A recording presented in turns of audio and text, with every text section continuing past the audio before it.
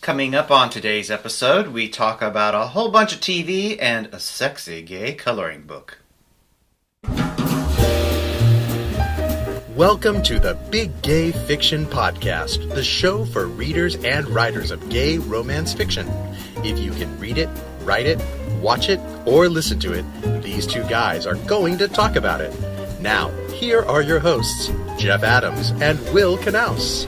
Welcome to episode number 25 of Jeff and Will's Big Gay Fiction Podcast. I'm Jeff from JeffAdamsWrites.com. And I'm Will from WillKnaus.com. I'm feeling kind of weird this morning. It feels like it's been like a really long time. I know it's only been a week since we've done this, but... Which is odd because... I feel out of practice. I don't know. There was the two, we had the gap because we were away. Yeah. And then we came back, but we did it late last week because we were coming back from the trip. Maybe that's it. Now we're back in our regular time slot of recording, but It's a little goofy. Feels a little weird. If only you guys saw some of the outtakes that go on. There you go. Okay. How you doing? It's out of sorts. I'm fine. Cool. You've been busy this week, though. I have been busy this week. Well, you have been too, because you helped make me busy this week. I suppose in reality you did, yeah. In a roundabout way. Yeah. So I'm editing on 2 projects right now. I've been talking about for feels like forever. A long time. That I've been editing the first book of Codename Winger. It's moving along. I hope I get done this week, but it may drag into the first bit of April. Mm-hmm. I think my realistic deadline right now is to have it done before we leave for New York. Mm-hmm. But I think I'm making good edits. I mean, I feel like the feedback I got from everybody gave some solid direction. They told me I had a solid thing, and I was just kind of making it better, which is what you want your beta readers to do. Yeah. And then you gave me back the short story that I wrote. Yes. Which I haven't picked up since you gave it back to me, but be working on that a little bit too. It's not due until for another month or so I've got a ways to go. But I want to get Winger done. Mm-hmm. So that's what's been going on there. I finished a book this week too. I talked a little bit last week about Symptoms of Being Human by Jeff Garvin. It's so good. Oh my God. I don't usually do audiobooks when I'm not in the car, but I had like 2.5 hours to finish on it when I got back from LA this last time. And so I would listen to it while I was working out, and then I deliberately did like a stint just to get it done because I had to know how it ended. It is just brilliant. As I mentioned last week, and in case you missed it, it's about a gender fluid teen named Riley. They are coming to grips with how they feel about themselves, what it means to them to be gender fluid, how to come out to people, dealing with going to a new school, dealing with a father who's running for public office, and he's not out, or they are not out to their parents yet. I have to apologize. I actually goofed up on my pronouns last week, doing a his, her thing. Proper pronoun for gender fluid, unless they tell you otherwise, would be they, their. I did a little research on that so I could get it more correct, because I kind of had a suspicion I was doing it wrong. Traded some emails with Jeff Garvin over the last week, and we're trying to get him on the show in the future. So hopefully late April, early May, we're able to get him on the show and talk to him. This is his debut novel, and I'd like to find out how he chose this material for his debut novel, what it was like to get it in the hands of a traditional publisher, because it is traditionally published, how that went, and just what was his research for this, what was the inspiration behind it. I highly recommend everybody read it. It's not in the romance genre. It's very certainly YA, but so many good things in that book. And if you know anybody that runs a PFLAG library or something, I've already told our friend Lynn that she needs to read that book with the idea of getting it into her PFLAG library. So important, I think, to get that into the hands of teens. To learn about either something, if they're not gender fluid, to learn about that a little bit. And if they have gender fluid friends or questioning friends of some kind, it's a good book just to read to see what's going on there. Cool.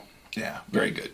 Yeah. So, on the opposite end of the spectrum from that book, we discovered that there was a gay sex coloring book out in the world. While we were traveling out to San Francisco last week, we got followed on the podcast by their Twitter handle. which I did not write down, but we'll put in the show notes. And I'm like, there's a gay sex coloring book? Which I guess I shouldn't have been surprised about, given the preponderance of adult coloring these days. But we've ordered said coloring book because we need to investigate that. Okay. Turns out there's 3 of them. Yay! You want to show off your art? If you're on the video, if you're watching the video, you can see the artwork. They give you a free page. Is this on their website or something? We'll link to it. There's a way to link it. If you sign up for their email list, you actually get access to a free coloring page, which Will is now showing for those watching on the video. Yes, I colored my free coloring page, and we ordered the book. We have ordered the book. We ordered book 1. We eagerly await it. Yes, it's supposed to be here next week, I think. Should be fun. Yeah, awesome. And I have not colored my free page yet. My free page is still sitting over here, all blank. Sad and black and white with no color. I'll get to that. I've been trying to decide how to do mine different than yours. Yes. So, but we might have them on the show too, or him or her. I actually don't know who created this, if it's a team or if it's a person. But it might be interesting to find out how they, came up with the idea of this coloring book and where they drew the images from and whatnot. You gave me an interesting factoid about the adult coloring craze this week, too. Well, yes, I did. I read somewhere, I believe it was on the... I can't remember what the website was. You can still give the factoid, though. There is a colored pencil shortage due to the popularity of adult coloring. Somewhere, I believe it might be in England, there's this, ritzy fancy company that makes, expensive high-end colored pencils, for artists and that sort of thing. But the recent coloring book boom has, been frankly very good for them because, ritzy high-end adult colorers want the very best pencils money can buy. So they've added extra shifts at this one factory to help fill the demand for colored pencils. That's kind of crazy. I know, but yeah. You're not contributing to that. You tend to go with old school crayons and markers. Yes, I do. He's a Crayola guy. I'm old school. Yep, that's me. I'm old school when it comes to coloring. Okay, moving on. Anyway. In the TV world, because, we've got our little reality bits of TV that we follow, voice battles concluded this week. And they were kick-ass. And really, really good. I mean, my goodness. Now, the one thing I will say is shame on NBC for, I think they just gave a bit of a preview of like 4 battles that they just went, while you were away, this happened. Show me the whole thing. Seriously, show me the whole thing. But some 5 that I wanted to call out that I thought were just extraordinary. Brittany and Trey on Fleetwood Mac's The Chain. They just rocked that out. They were not mimicking Stevie Nicks and Lindsey Buckingham in any way. They made that their own, and it was awesome. And they both went through, because Brittany won, but Trey got stolen. Laith and Matt on Honky Tonk Woman. I can't remember a battle in all of 2 seasons now that we've watched, this being the 3rd, where there have been 2 rockers, both playing guitar, battling on the same number. They don't usually get paired up that way, and it was really awesome to see something so different. They really rocked out. Adam did a good job pairing them. I was sad that Matt didn't get stolen, but Laith won, and I thought he deserved it. Because his voice plus his guitar playing is formidable, and I know the voice isn't about the guitar playing, but that man can play some guitar. Yes, he can.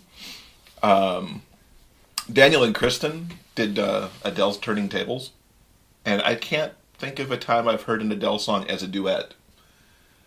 I've heard males sing Adele on The Voice and some other places. So that's not true. Adele was a duet on Glee with Jonathan Groff and Lea Michele doing... I can't think of the song, but I can hear it in my head. That's so bad. I'll see if I can come back to it, because it's one of my favorite things, and I thought they did a really good job with it. But Daniel and Kristen did Turning Tables on The Voice, and that was all kinds of awesome. And Daniel won, and I was happy for him because he's on my team on the app. I need the people on my team to get through. California Dreamin' 2 with Allison and Lacey was nice. I've never heard... They mentioned that it was some other arrangement other than the Mamas and the Papas that was more rock and roll. And I like that a lot. And I like Allison. I was glad that she won. But I think the battle of the episodes that there were Brian and Malik doing It's a Man's World. Those two just killed it. Mm-hmm. And I can't remember another time that there's been a 3-person steal. That, Brian won it, and then everybody was like, boom! And all of them wanted Malik. So that was a lot of fun. Mm-hmm. I've enjoyed the battles. I don't know anyone's names yet. It's still incredibly early in the show. So I know I like the 2 cute guys, and I like Curly Sue. Yes. So those are my 3 and favorites. I think Curly Sue is Allison. Allison from California Dreamin'. That's her actual name. Allison was a child star, and her most famous role was in Curly Sue, and now she's all grown up, and she is killing it. She's super amazing. So if you want to see what Curly Sue is up to now, tune into The Voice. Yeah. Mondays and Tuesdays on NBC. Yeah. And you're right about not knowing names yet. Unlike a couple seasons past, where it's like you knew Sawyer from the get-go and you knew Jordan from the get-go as breakouts. There's no real, I think, breakout this year yet. It's not so far. I don't feel like it. Which I think is kind of nice. It makes it keeps it interesting. Keeps you on your toes. Interesting. Yeah. We've mentioned in the past that we don't tend to watch American Idol, but because of Chadrick from Romance Out Loud, his recommendation of La'Porsha Renae. Wow, that girl's awesome. Yes, she is. I've watched some stuff on YouTube. I watched her with Fantasia singing Summertime from a previous Idol episode. And then we watched her I think it was this past week. Adam Lambert was on, so we actually taped the episode. Yeah, we watched her and we watched Adam. I think that was it. And that's all we needed to see. But she's spectacular. If she doesn't win, I haven't heard any of the other contestants, but if she doesn't win... She will probably go on to a Jennifer Hudson career, but it doesn't matter if she wins. No. So do you want to talk about Mr. Cutie Man? This past week, Dancing with the Stars premiered. Is that correct? Yes, that is correct. It was this past Monday. I've lost track of time. So last week was the very first episode, the premiere episode, and we sped through it rather quickly. We enjoyed Kim Fields a lot, She was a delight. She's a hoot and a half. I didn't know she was a Real Housewife. She is currently a Real Housewife of Atlanta. We, of course, remember her from the beloved 80s sitcom Facts of Life. And she's done, of course, other things in her career. But she's really good, very enjoyable. And paired with... She was Sasha, is that right? Yes. I think so. Which is nice, because I like Sasha, so it's nice to see him as a pro. Nyle and PETA slayed it. Oh my god. I think he was tied at the top when it was done. Yeah, I believe so. He's amazing. He's perfect. He is amazing. He did a great cha-cha, and I was, unlike, apparently, from the package and what we heard, unlike Marlene Matlin, who isn't completely deaf, and could pick up like some of the vibrations and stuff, he hears nothing. Nope. And yet he did it. I think, obviously the judges agreed, it was a stunning week 1 dance. Yes. And it was all done because he watches PETA, and he and PETA had certain cues that they used so that he knew when to do certain things, and they pulled it off. Mm-hmm. He's been doing a online blog or video log for People Magazine, and it shows up on some of his social media feeds. So I've been watching some of those videos, and they seem to be learning a lot from one another, and they have chemistry, and then I think they enjoy what they're doing, which I think is important, because it certainly comes across on television. It does. From the very get-go. And I thought it was interesting that apparently she didn't know he was deaf. No, apparently not at first. It's like you think they might have told her that before sending her in, but no. They apparently did not. Oh, those wacky producers. But hopefully Nyle will have a long career in these 10 weeks. We forgot to vote for him. We got to vote for him. Even if we don't watch the show live, we got to remember to vote. Yeah. And I watched, and you kind of didn't. I kind of didn't. You poked in on it a couple times. Fox's presentation of The Passion Live, which happened last Sunday, so the Sunday before Easter. I was fascinated for a couple reasons. Initially, I found it interesting the lineup of people who were in it. Trisha Yearwood was playing Mary. I can't think of this guy's name, but he was in telenovela. Do you know his name right off the top of your head? No. Who was playing Jesus. Seal was playing Pontius Pilate. And Chris Doherty, is that right? Was playing Judas. And Tyler Perry was narrating. Big live presentation in New Orleans. Some of which I don't think was live, but maybe. Well, here's the thing that I thought was interesting. So there was a lot of video stuff of getting Jesus and the disciples through, and if you're watching the video, you can see the faces that Will's making as I'm talking about this, as they were moving through New Orleans, which was standing in for Jerusalem, to get to where the live stage was.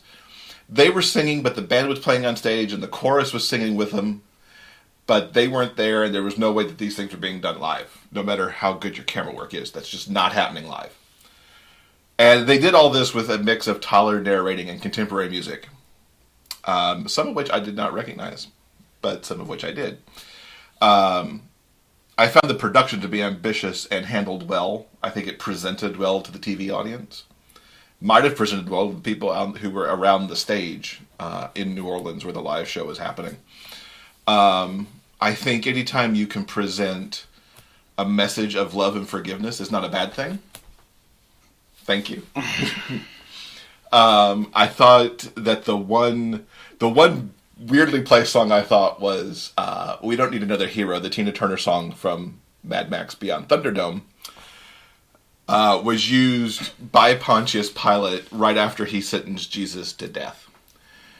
Or as he was doing it, which I thought was an interesting choice. Primarily because, it's so in my head as a song that belongs in the Mad Max movie that it seemed a weird choice to try to pull into this context, since there's so much backstory to that particular song. So the idea here is if it was popular enough, and I can't tell by looking at the ratings from this last week if it was popular enough, to do this every year in a different city with a different cast, with a different batch of contemporary songs feeding into it. So if it happens again next year, I'll tune back in to see how that works out, because I didn't find it offensive to watch. It was somewhat entertaining. It fit for my idea of Easter programming. Yeah. So I know you thought, and I will quote you, this is stupid. Would you like to elaborate a little bit? It was lame. If you missed it, you didn't miss much. And I suspect a lot of people did. I didn't see anything in my feeds about this, but I didn't mind it. So, well, okay. There you go. That's a ringing endorsement if ever I heard one. So, question of the week. Last week's question was, what podcasts are you listening to? Now, AJ said that his favorite podcast to listen to, aside from this one, obviously, thank you, AJ. Thanks, AJ. Are the Savage Lovecast and Media Carnivores, hosted by Brent Hartinger. He's the author of Geography Club. And now I want to tune into Media Carnivores because I didn't know Brent had a podcast. I hadn't heard of that one either. So thanks for that recommendation, AJ. Katie says that our podcast is the first that she's listened to, but Romance Out Loud sounds great, and it is, so you should pick that up. Mm-hmm. She's listened to Basement Yard a little bit, but she says that Joe Santagra... I got that from you, my little tongue twistedness today. Joe Santagaro just complains about weird, crazy people and stuff, and sometimes he's too crass for her. Katie also asked us a question in her response, and we thank you very much for that. We like getting questions from the listeners, and we're going to hold that as a question for an upcoming episode. Mm-hmm. Yes, so, yes, definitely. We will call you out for that, Katie, when we get there. And you can see the other responses we got from this week's question on the show notes page for this particular episode number 25. Yes, and we link up to all the podcasts mentioned as well, so they'll be easy for people to go find. Oh, good. Yeah, that'll be good. So, while we were traveling last week, we had our podcast palooza of our own. Mm-hmm. That 5.5-hour drive to San Francisco is perfect for catching up on a lot of podcasts. And there were 2 episodes of what we listened to that I thought were really interesting for our audience, and especially the authors in our audience, but some other folks too, for the introverts in the audience. Joanna Penn on the Creative Penn podcast had an interview with Beth Buelow, who is the author of a new book called The Introvert Entrepreneur. And I found the talk that they had about introverts and extroverts and how they use their energy in different ways completely fascinating. Mm-hmm. Shy does not mean you're an introvert, and vice versa. You could be shy but not be an introvert. Correct. And you could be an introvert and not shy. Mm-hmm. And I found that interesting. In fact, one of the reasons I wanted to talk about this on the show just a little bit is because in the GRL 2016 group on Facebook, somebody was talking about introverts and how to prepare for a show like this, and where there are tools out there that could help them kind of get ready for it. Because as I think most people know, a lot of authors are introverts, and it can be terrifying when you've got to get out there and interact with people who want to talk to you, and potentially be on panels, and potentially do readings, and potentially be in these big group settings. I know for us, like, the parties are just the most daunting thing in the world for us to go to. Even though we know a good number of people there, there are these crowds and all this stuff going on and a lot of noise, and it's exhausting, which is why we're not there for more than a few minutes usually. I don't think it's the parties necessarily. I think personally, I feel that it's kind of like, you know how they say you have a certain reserve of willpower at the beginning of every single day. This is why, all the habit hacking people say, do the hardest thing you have to do, first thing in the morning. Mm-hmm. That way it's out of the way and it's done, and you don't have to worry about it and procrastinate about it and all throughout the day, and it wears down your willpower. I feel that I feel like that's my introversion is kind of like that. I have a certain reserve, a certain level of social energy I get to expend every day. Mm-hmm. So, in particular, when we are going to GRL, since we've done this several times now, I know what to expect at this particular event. I know when I need to expend that social energy, and when I can, rest up and just, maybe have a quiet moment with some friends, or if I need to, I can go back to the room and hang out by myself for a while, or that kind of thing. And the evening, it's not the events themselves in the evenings that I object to. It's the simple fact that, they're in the evenings. And you've spent your social energy. My social energy is gone by that point, and I'm just like, I'm kind of done. Yeah. So the idea of the social that's just energy, me personally, just me. I found, and Beth talked about it extensively in the interview, and we'll link to this episode in the show notes. I never realized it that way, but I could definitely feel it in myself. Mm-hmm. Like, if I've come off a panel, or I've come off a reading, or come out of the signing, for example, I need a moment. And that might just be, going off and having a drink of water and taking a deep breath, or it might be go back to the room for a little bit, if there's time. Just to clarify, in this particular episode of the Creative Penn that we're talking about with Beth Buelow, is that her name? Uh-huh. What she defines, being an introvert and an extrovert is how you gain or expend energy. It's not about being shy or outgoing. Yeah. What it's really about is about introverts get energy from being by themselves.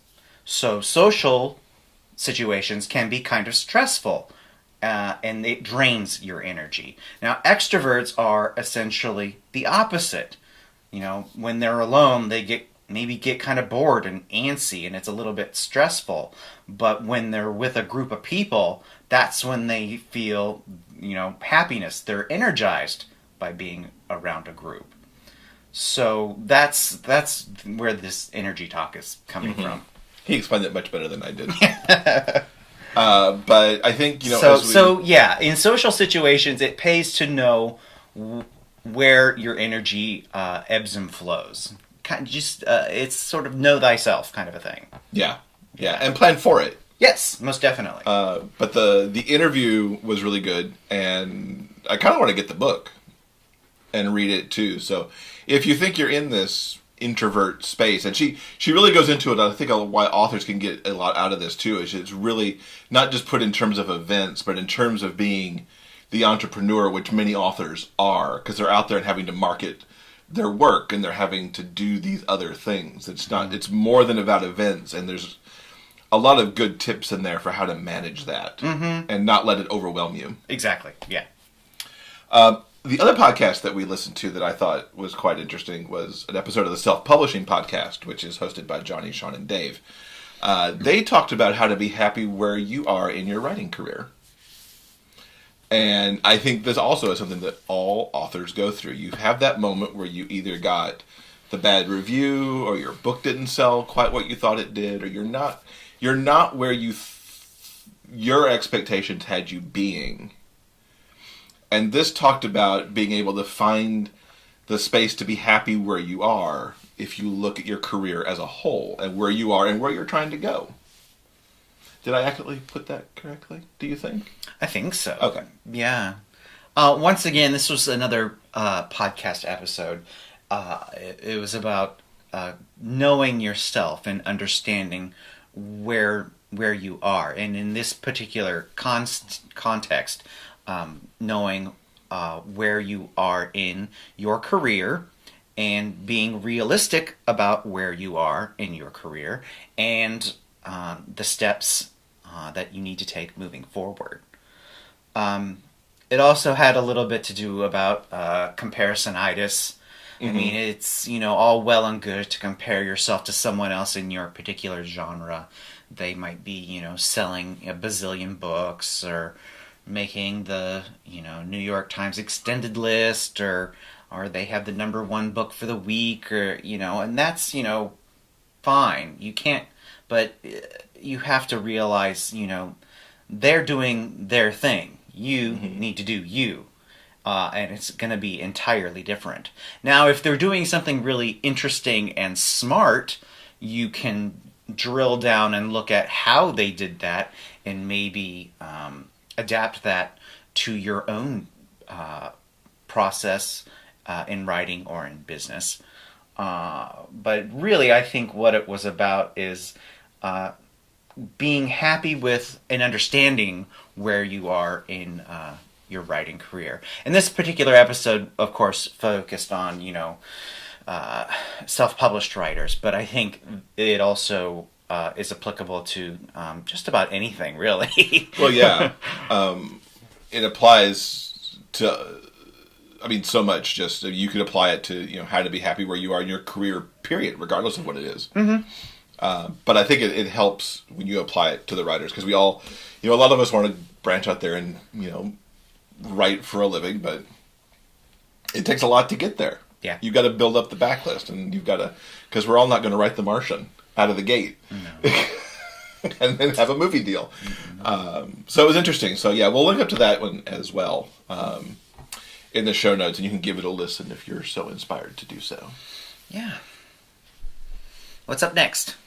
I was going to let you go with the what's next, because I haven't made you start the discussion on anything so far. Last night, Jeff and I watched Carol, a movie that came out sometime last year. It's the Todd Haynes movie based on the Patricia Highsmith novel, The Price of Salt.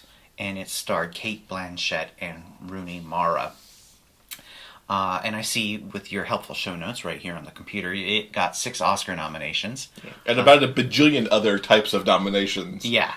I think IMDb said 207 nominations and 57. Oh my God. I know, and 57 wins across this broad scope of awards that they track on IMDb. Good for them. Yeah. So the price, for those of you who don't know, The Price of Salt is considered sort of a classic in lesbian pulp literature. It was written by Highsmith.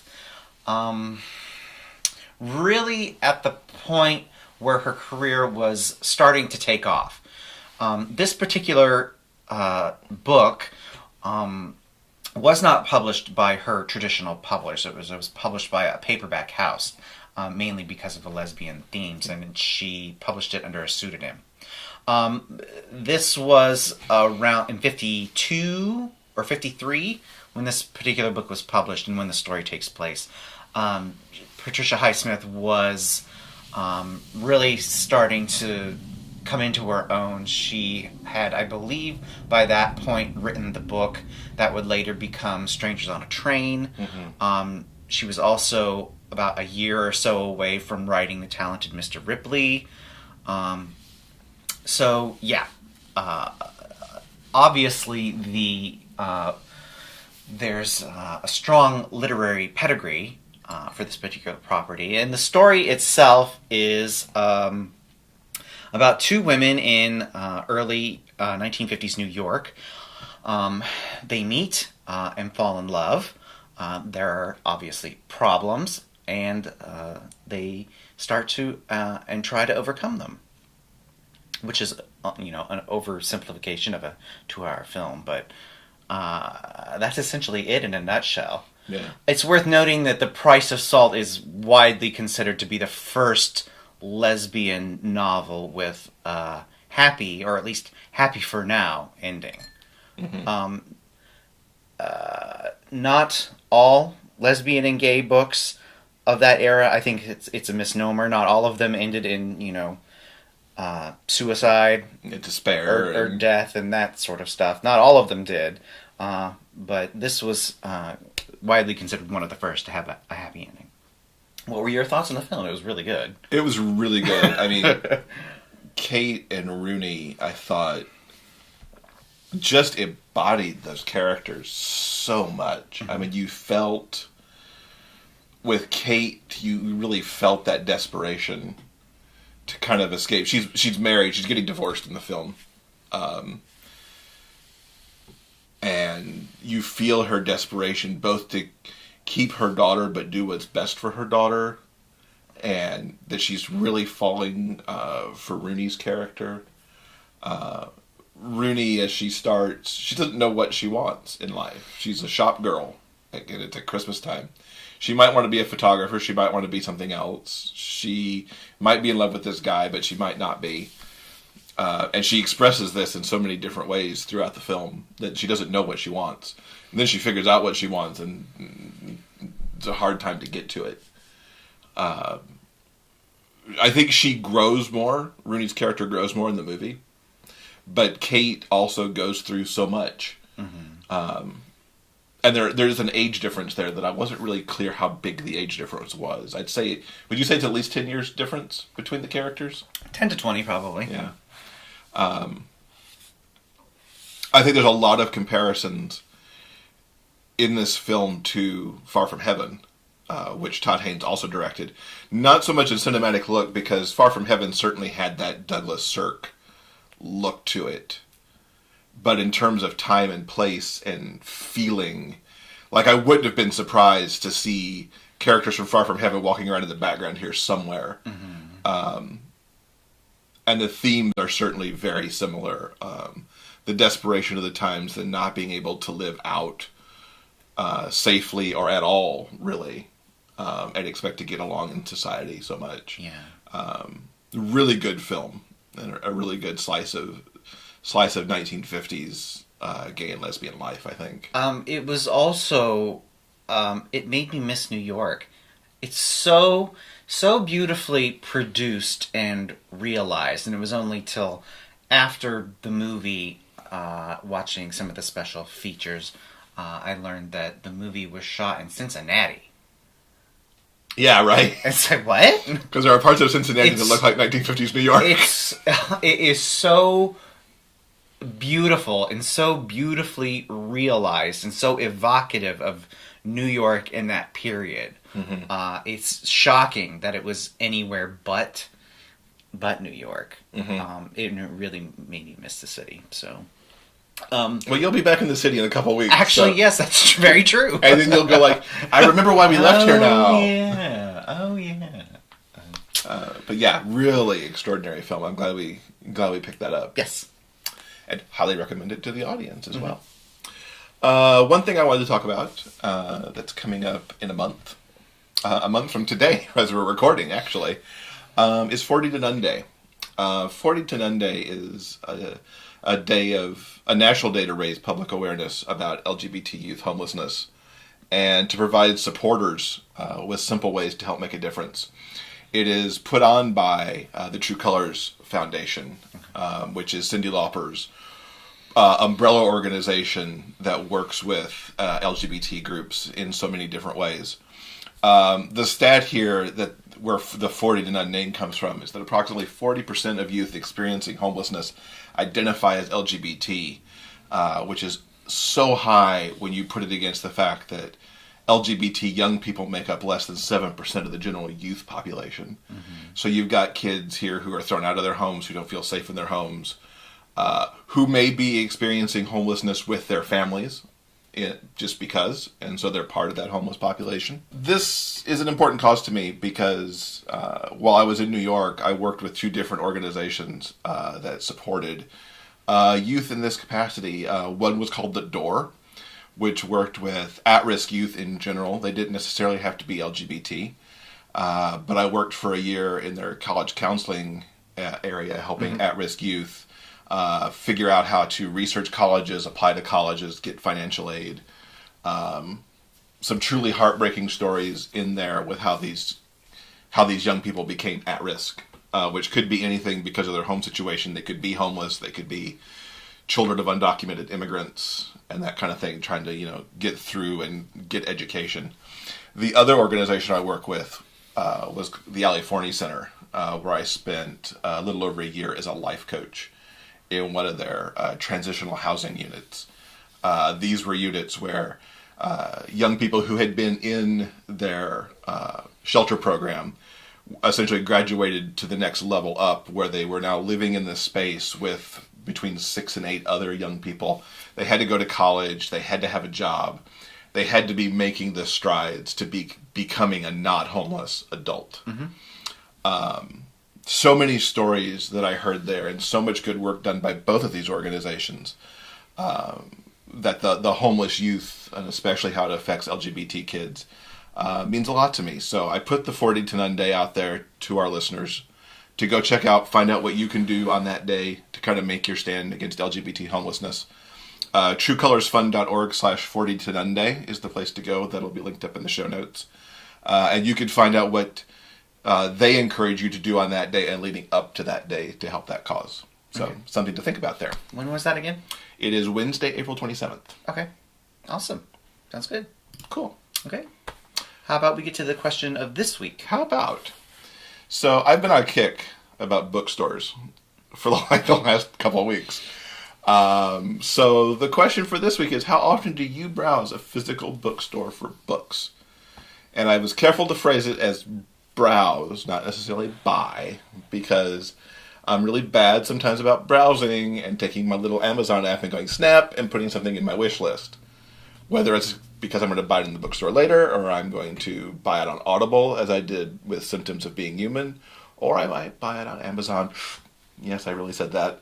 So yeah, how often do you browse a physical bookstore for books? Mm-hmm. So you just answered the question yourself. I essentially answered it for myself. I do it as much as I can.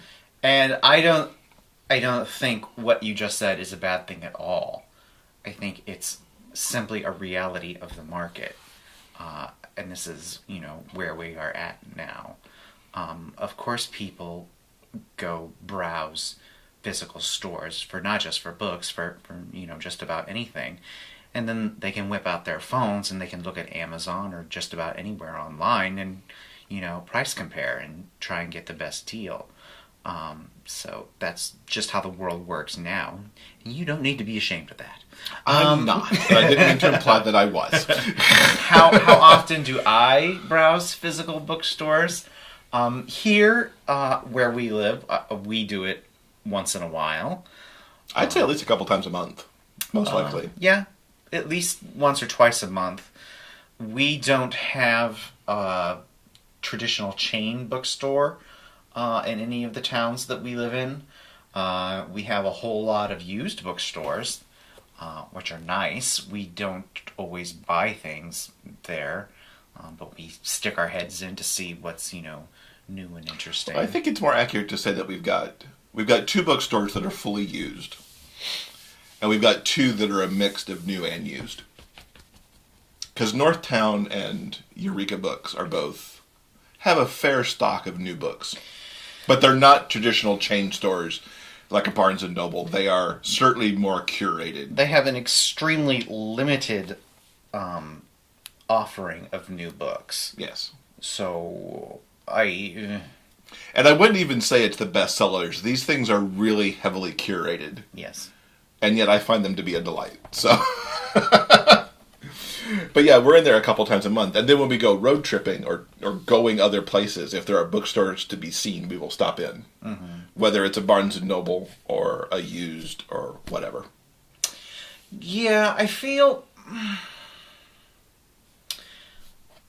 in my trips to the physical bookstore, I find myself browsing in the traditional sense less and less, simply because I know they don't have what I want. Truthfully, I like to the general population, I like esoteric things. I like, stuff about Pulp Fiction and writers of the past and stuff like that. And of course, I'm always on the lookout for, gay romance or gay fiction. And most bookstores, even locally owned or chain bookstores, have almost none of that. So I don't really browse those stores in the traditional sense anymore. Interesting. Unless I don't have anything to do and I need to kill some time. But yeah, I guess I'm a little different that way because I do browse specifically. Like I look at YA specifically, yes, which I could look at almost anywhere. Yeah. If there's a gay section, I'll look at that. I'll tend to look at what the new books, the new mainstream books are, and look at those. But it's interesting because things like Symptoms of Being Human, I would have never found on Amazon. Mm-hmm. I don't think I ever would have come across that book. Yeah. I talk a lot more about this in my column at Prison Book Alliance this month, which just came out as we're recording on Sunday the 27th. So I'll link up to that in the show notes too for kind of what my extended answer would be to this question. That's good. Yeah. So let us know do you browse a physical bookstore for books? And give us an idea of what that means to you. You can leave answers on the show notes page for this episode at biggayfictionpodcast.com. Okay. And of course, you can suggest a question too if you'd like. And as we already mentioned, we love that when it happens. Yes. Quick note about the shirt he's wearing today. Oh yeah. He's at his Read with Pride shirt, which Queer-Centric Books offers. Through the end of this month, which will just be a few days as this podcast drops on Monday the 28th, they're giving at least a portion of the proceeds of this shirt, if not all of them. I should have looked this up a little more before I said it. To support the LGBT Center in Raleigh, North Carolina, as they deal with that horrific bill that's on the verge of being signed in North Carolina. So if you like his Read with Pride shirt, which you see on the video feed, as well as on the featured photos from this week's episode, We'll link up to it in the show notes so you can go get one of your own and be stylish like him, and also help out some folks in a state where things aren't so good right now. Yeah. So go to the shop page at queercentric.com and check out what they have on offer. Yes, absolutely. And try to do that before the end of March. Yeah, that'd be awesome. So we hit the road in early April. We go out to Rainbow Book Fair, which is Saturday, April 9th at the John Jay College of Criminal Justice in their student cafeteria, which is I know it's a weird place to be. It's on 59th Street and 10th Avenue in New York City. I've seen pictures of the venue. It's so much better than the Holiday Inn. I can't even tell you. Well, frankly, anything would be better than the Holiday Inn. Standing on the street would be better than in that ballroom. Yeah. So I'll be there exhibiting books. I've got a reading at 4 o'clock that afternoon. Somewhere between 4 and 4:20, I'll have 4 whole minutes to read. So if you want to see that happen, come on by. I'm exhibiting with my friend Bob Glasscock, who's the creator of the comic strip Casey at the Bat. We'll be hanging out a little bit throughout the day, wandering around. Yeah. We'll be doing some podcast stuff there. We've got podcast swag. If you want to come get some goodies with our logo on it and a hot guy, we'll have bookmarks and magnets and stickers. And if you're a constant listener, you won't need our episode sampler CD, but we'll have those as well. Yeah. Good stuff. And next week, Bob will actually be joining me on the podcast for a little pre-RBF interview. So stop on by for that as well next week. Okay. So I think that does it for this one. Yeah. Good week. Good week. We've got some other good stuff coming up in the next couple of weeks too. We got Claire London coming up. We did a sit down with her when we were at Dream Spinner back at the 1st of March. So we'll have her. We're recording some stuff in New York, not only at the book fair, but we are going to be talking to the folks who run the bookstore inside of the LGBT center there, and find out from them what it's like actually managing a bookstore in the times that we're in, and being a niche like they are. Yeah. So that's going to be an interesting conversation, especially on the this whole physical bookstore question I posed this week. Yeah. Yeah, good stuff. Should be interesting. Yeah. Interesting, fun-filled trip. We've also not only have book-related things to do, we're going to be seeing some shows and hanging out, doing New Yorky things. It's the spring theater trip as well. Yeah, so that should be fun. Yeah, we could do a whole episode on the shows that we see. I'm sure we'll probably talk about those as well. Oh, no doubt. All right. So thanks for joining us this week. We will see you back here next week. All right. Thanks for listening, guys. Bye. Thank you for listening to Jeff and Will's Big Gay Fiction Podcast. For detailed show notes, go to biggayfictionpodcast.com.